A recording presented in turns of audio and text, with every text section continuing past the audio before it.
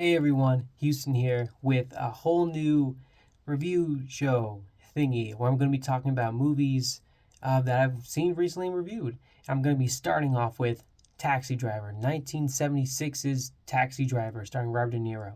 This movie is fine. It gets a B or like a 7 out of 10 from me.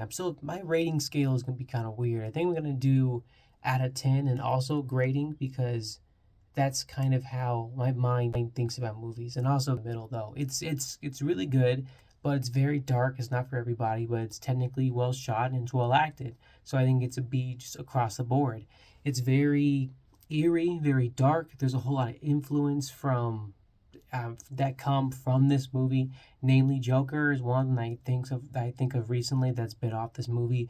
It's about a man in New York City in I think like the 70s or 80s. I can't really tell what era. I think he's in the 80s. Kind of or no, 70s. The way they're dressed, it's 70s.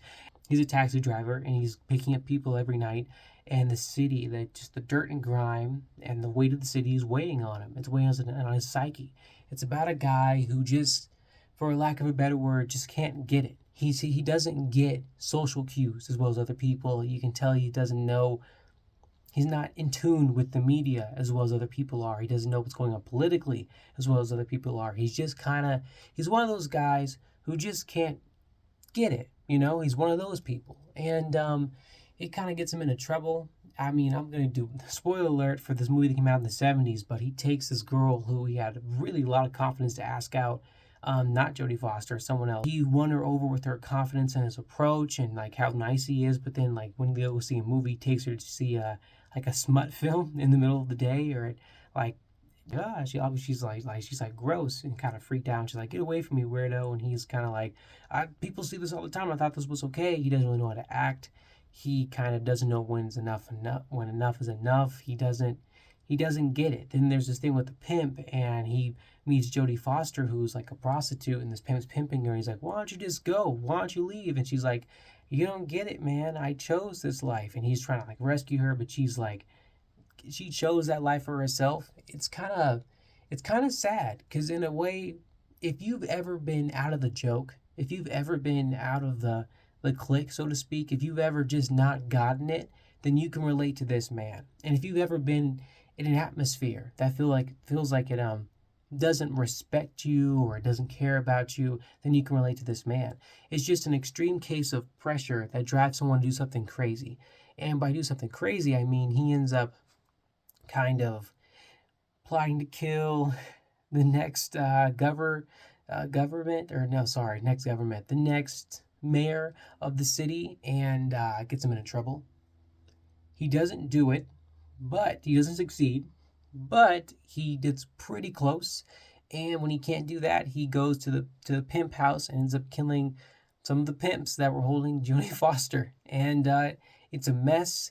He clumsily escapes a hero, and he narrowly avoids.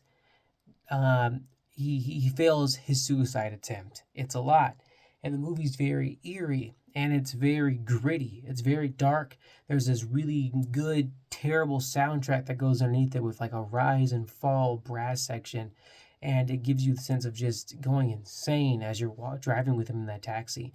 All in all, a very good movie.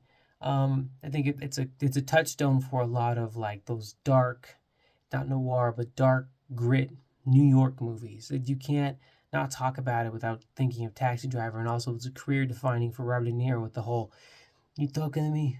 You talking? Who you talking to? I'm the only one here." That thing that starts here in Taxi Driver. So it's a really good movie. I think I've talked enough about it. What else do I say? It's a B in terms of rank.